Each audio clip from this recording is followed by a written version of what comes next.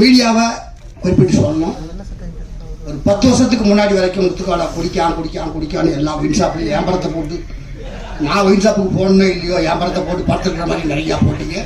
அதுக்கு ரொம்ப நன்றி. ஏன்னா யூடியூப்ல வந்து நல்லா பேசினா, ஆணித்தரமா ஆதாரபூர்வமா பேசினா லைக் வரும், சப்ஸ்கிரைப் வரும், ஏதாவது வரும். இன்னும் கஞ்சாக்கருக்கு மாதிரி பேசிட்டோம்னா நிறைய வந்துடும். எதுவுமே ஆதாரம் இல்லாம பேசுறது, மாத்தி பேசுறது. எம்ஜிஆர் படத்தை சிவாஜி நடிச்சாரு, சிவாஜி படத்தை எம்ஜிஆர் நடிச்சாரு, அப்படி மாத்தி பேசிட்டோம்னா நிறைய வந்துடும். என்னை போல நடுத்தரமாக உள்ளவர்களுக்கு லைக்கும் கமெண்ட்ஸும் கிடைக்காது. ஆனால் நீங்கள் தருவீர்கள் என்று நம்புகிறேன். ஏன்னா அரை மணி நேரம் பேசுவதற்கு என்னிடம் ஆதாரம் இல்லை. பேசியவர்கள் எல்லாரும் அரை மணி நேரம் பேசினார்கள். அதற்கெல்லாம் பயிற்சி வேண்டும் போல இருக்கிறது. என்னிடம் 5 நிமிடம் பேசுவதற்கு கூட ஆதாரம் இல்லை. இதற்கெல்லாம் மாதிரி இதற்கெல்லாம் பயிற்சி வேண்டுமோ அப்படின்னு சொல்ற மாதிரி பயிற்சி தேவைப்படுகிறது. என்னுடைய 30 வருட சினிமா சர்வீஸ்ல அது ஓடிது. ஆண்டவன் இந்த படத்துல வாய்ப்பு கொடுத்த அனைவருக்கும் நன்றி. அதில் குறிப்பா வந்து இயக்குனர் சாருடைய உதவியாளர் பார்த்திப சார் ஆபீஸுக்கு முன்னாடி தான், பக்கத்துல அந்த அம்மன் கோயிலுக்கு முன்னாடி தான் என்ன கூப்பிட்டாரு. அண்ணே இந்த படத்துல ஒரு கேரக்டர் பண்றீங்க அப்படின்னு சொல்லி அட்வான்ஸ்லாம் கொடுக்கல, முழு சம்பளத்தையும் கொடுத்தாரு. ஏன்னா சினிமாவில் வந்து சம்பளம் முழுசா கிடைக்கிறது அவ்வளோ ஈஸியாக கிடையாது. முழு சம்பளத்தையும் கொடுத்துட்டாரு. அன்னைக்கு நான் நடிக்க போறதுக்கு முன்னாடி இந்த ஒரு சம்பளம் கொடுத்துட்டாரு. அவருக்கு நன்றி. அவர் சொன்ன மாதிரி அவருடைய 18 வருட 20 வருட உழைப்புல அவர் மேலும் முன்னுக்கு வரணும்னு நான் ரொம்ப ஆசைப்படுறேன். வேற ஒரு பயணத்தின் மூலியமா அவரோட பயணிக்க போறோம். அடுத்து இந்த படத்துடைய ஹீரோ தம்பி மகேஷ். முதல்ல அவருடைய நண்பர்களுக்கு நான் நன்றி சொல்றேன். ஏன்னா நான் அன்னைக்கு ஒரு நாள் தான் போனேன். நைட்டு 12 மணிக்கு எனக்கு ஷூட்டிங் முடிஞ்சு 12:30 மணிக்கு என்னை வந்து அந்த பிரிட்ஜு கீழே விழுந்து டிஃபன் வாங்கி கொடுத்து என்னை எல்லாருமே ஒரு தம்பி அண்ணன் மாதிரி என்னை வந்து பக்குவமா ஏற்றி விட்டாங்க. முதல்ல அவருடைய நண்பர்களுக்கு நன்றி. அதுக்கப்புறம் மகேஷுக்கு நன்றி. ஏன்னா சொன்னா இல்லையா, என் வீடு எனக்கு தேவை தெரியாம என் வீட்டை போய் எடுத்துருக்காரு. எல்லாரும் நினைச்சுக்கிட்டு இருக்காங்க முத்துக்கால பெரிய பங்களா கட்டிருப்பாரு நினைச்சிருப்பாங்க. அது பாலடைஞ்ச வீடு. அதை கொண்டு போய் எடுத்து போட்டு எல்லாச்சு உன் வீடா இது, நீ இத்தனை வருஷம் சினிமா நடிச்சு இப்படிதான் வாழ்றியான்னு கேட்டாங்க. எனக்கு அசிங்கமா போச்சு. அது 250 படம் நடிச்சு இன்னும் நம்ம வீடு பாலடைஞ்ச வீடா இருக்குன்னு சொல்லி இந்த வருஷம் தான் அந்த வீடை எடுத்து கட்டிருக்கு. இந்த 25 வருஷம் சர்வீஸ்ல இப்பதான் அந்த வீடே வந்து வீடு மாதிரி இருக்கு. பாலடைஞ்ச பங்களா பாலடைஞ்ச வீடுன்னு காட்டினதுக்கு தம்பி மகேஷுக்கு நன்றி. ஏன்னா ஏதாவது ஒரு தூண்டுகோல் இருந்தா தான் அடுத்த ஸ்டெப்புக்கே நம்ம போக முடியும். அதனால தம்பி மகேஷுக்கு நன்றி. மீண்டும் பல படங்கள் நடிச்சு மேல வரணும். ஏன்னா அவர் நிறைய சொல்லிட்டாரு கிராமத்தில் வாழும். ஏன்னா நான் ஒரு பட்டிக்காட்டேன், என் ஊரே பட்டிக்காடு. அவர் ஊர் மாதிரி எங்க ஊர் பேரும் சங்கம்பட்டி அப்படிதான் எங்க ஊர் பேரு. அதனால அவருக்கு நன்றி. மென்மேலும் பல படங்கள் செய்யணும். கேமராமேன் மகிஷா, உண்மையிலேயே அவருக்கு நான் சொல்லி ஆகணும். இந்த படத்தில் ஒரே ஒரு டைலாக் ஒண்ணு, என் ராஜ்யத்தில் நான் தாண்டா ராஜா அப்படின்னு சொல்லி ஒரு டைலாக். இந்த படத்தில் ஒரு 4-5 சீன் நடிச்சிருந்தாலும் அதை உருவாக்குன பங்குல கேமராமேனுக்கு உண்டு. ஏன்னா நான் குடிச்சு என் மூஞ்சி எல்லாம் சப்பி போன மூஞ்சி மாதிரி இருந்தது. அதை இந்த படத்தில் வந்து ஆண்டவன் படத்தை எனக்கு கொஞ்சம் நல்லா காமிச்சிருக்காரு. அதனால அவருக்கு ஒரு நன்றி சொன்னேன். நான் இந்த முடிஞ்ச வரைக்கும் இந்த படம் பேசப்பட்டால் இதில் முத்துக்காலை பண்ண அங்கங்க சில சிம்டம்ஸும் பேசப்படும். ஏன்னா இந்த ஒரு 10 வருஷமா வந்து என் ராஜ்யத்தில் நான் தான் ராஜா அப்படிதான் வாழ்ந்துட்டு இருக்கேன்.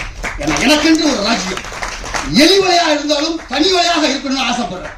ஏன்னா ஒருத்தர் நம்பி இருந்தா என்ன பாடுவோம்னு அனுபவிச்சதால இன்னைக்கு மீண்டும் வந்து இன்னைக்கு நான் வந்து எலிவலையாக இருந்தாலும் தனி வலையாக இருக்கணும்னு ஆசைப்பட்டு சிறப்பா போயிட்டு இருக்கேன். அதனால நிறைய பேசவும் முடியாது. நான் கடந்து வந்த பாதையை ஒரு சின்ன உதாரணமா தம்பின்னு சொல்லலாம்.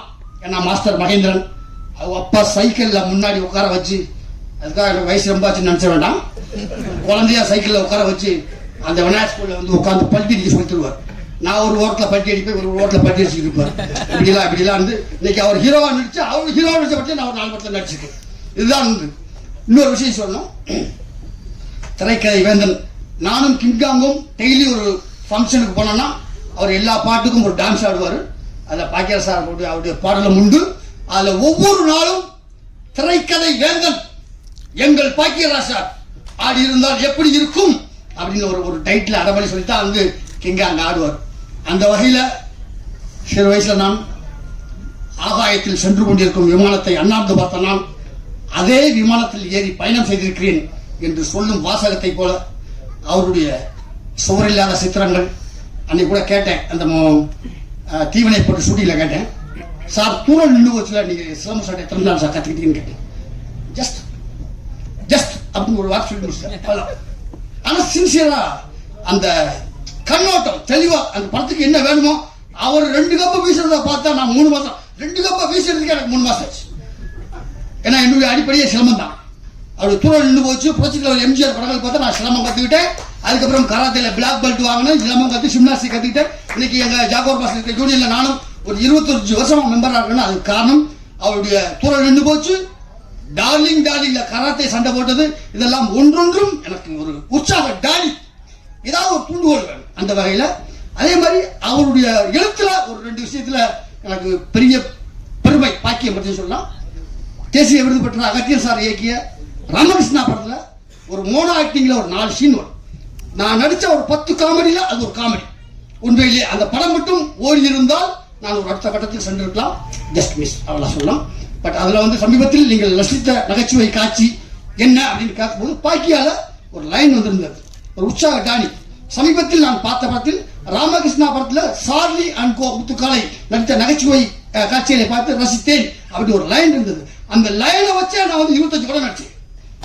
பாக்கியராஜா நம்ம பாராட்டார் விட்டுருமா அப்படின்னு நினைச்சேன். அவ்வளவு பெரிய சந்தோஷமா இருந்தது.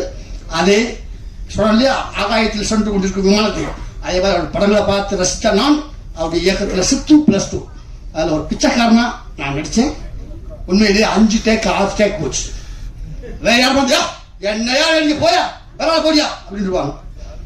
ஒன்றும் இல்லை பண்ணு பண்ணு பண்ணு. ஏன்னா உள்ளுக்குள்ள இன்னொரு கை வரணும், பிச்சை எடுக்கிற கை வரணும், தட்டை எடுத்துட்டு வரணும். ஒரு பெரிய ரிஸ்கா இருந்தது. டைமிங் கரெக்டாக சரியில்லை. ஒரு 5-6 டேக் போச்சு. எந்த ஒரு இது இல்லை. ஆனால் உண்மையிலேயே ஒரு அம்மா வந்து எனக்கு பிச்சை போட்டு போச்சு.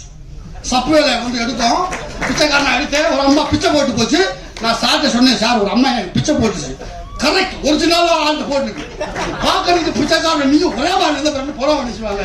உன் நடிப்புக்கு கிடைத்த அங்கீகாரம் எங்க சுத்தினாலும் சந்தா உன் நடிப்புக்கு கிடைத்த அங்கீகாரம் இதுதான் நம்முடைய உற்சாக டானி.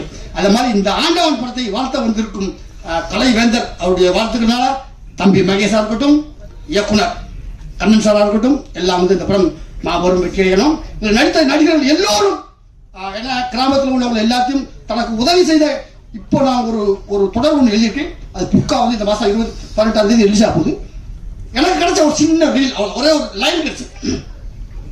அர்த்தமுள்ள இந்து மதத்துல கவிஞர் கண்ணதாசன் எழுதின புக்ல நான் படிச்சது.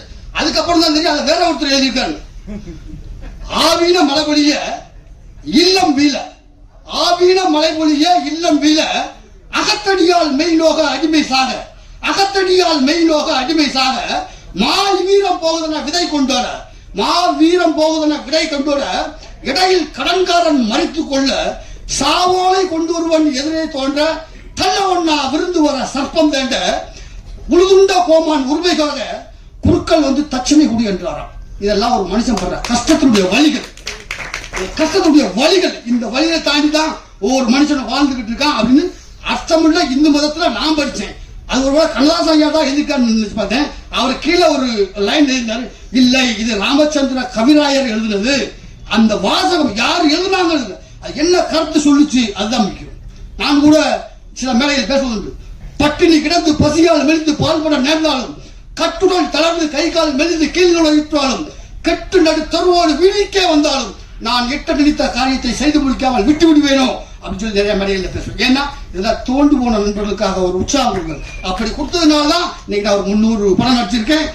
நான் ஆசைப்பட்டு வந்த ஸ்டண்ட் யூனியன்ல 25 வருஷமா மெம்பரா இருக்கு. என்னுடைய பதிவுகள் தான் இந்த ஜெயிச்சு விளையாடலாமா அப்படிங்கிற ஒரு புக்கு இந்த மாசம் 18ஆம் தேதி ரிலீஸ் ஆக போகுது. அது யாருன்னா குடியை விடுவதற்கும் படிப்பை தொடுவதற்கும் ஒரு நல்ல விஷயங்கள் சொல்லியிருக்கேன். இதை நீங்க எல்லாரும் வாங்கி படிங்க. இப்படி ஒரு அருமையான வேலையை அமைத்து கொடுத்த அனைவருக்கும் என்னுடைய மனமார்ந்த வாழ்த்துக்கள். ஆண்டவன் படம் மாபெரும் வெற்றியடைய மனமார்ந்த வாழ்த்துக்கள். நன்றி.